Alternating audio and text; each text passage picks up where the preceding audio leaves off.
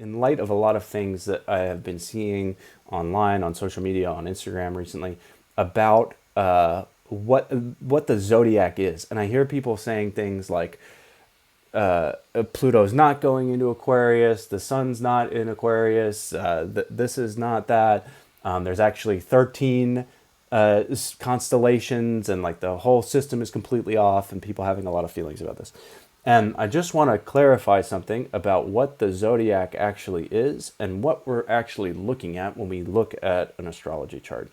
Because there are multiple lenses to view it from, just like there's multiple lenses from which to view anything.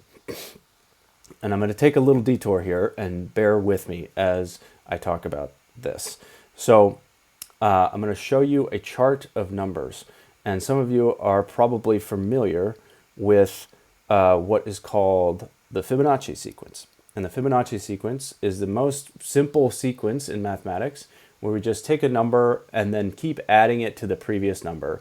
So 1 plus 2 equals 3, 3 plus 2 equals 5, 5 plus 3 equals 8, and so on, going up. And if we take that sequence going up, there doesn't seem to be any kind of pattern to it whatsoever. But if we just chop off the last digit of the sequence, and just so obviously for the first numbers, it's just the number itself. But then for 13, we just take 3, 21, we take 1, and so on. You know, if the number is 121393, we just take the last number, 3. So this here is a list of just the last number in the Fibonacci sequence. And if we just look at these numbers, it actually repeats every 60 increments. So it creates this rhythm of 60. Now, if we look at the Lucas numbers, which is a very similar sequence, lesser known, but equally important in mathematics, and it's the same exact thing, except we just switch the first two. So Fibonacci goes 1, 2, Lucas goes 2, 1. And so it goes 2, 1, 3, 4, 7. And so it's the same pattern, but we get different numbers. And the Lucas numbers repeat every 12. So we see this 2, 1, 3, 4, 7, 1, 8, 9. And then if we go to the 12th number, then we see it start again. 2, 1, 3, 4, 7, 1, 8, 9, 7. And it just goes on and on. And if I were to iterate this out, it would just repeat and repeat every 12. So what do we see here? We see a repeating cycle of 12 and 60. Where do we see those numbers? On a clock.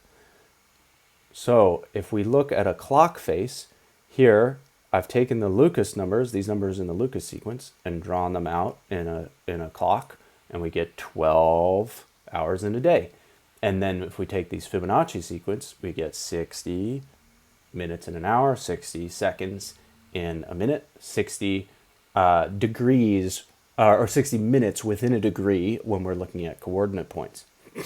And a really interesting pattern emerges here. So we can see that we got the 12 numbers for the Lucas sequence, but in the Lucas sequence, the even numbers 2, 4, 8, and 6 are here on this cardinal axis points. So on the up and down and the left and right are the even numbers. And then within the Fibonacci numbers, we see we have 0 at each of the same points. So we have 0 at the 12 o'clock position, and the 3, and the 6, and the 9 o'clock position, if we were looking at it as a clock. And furthermore, we have 5s at the other increments of the numbers. So we have 0, 5, 5, 0, 5, 5, 0, 5, 5, 0, 5, 5, going all the way around, making a cycle of 12. And so the cycle of 12 increments is not arbitrary.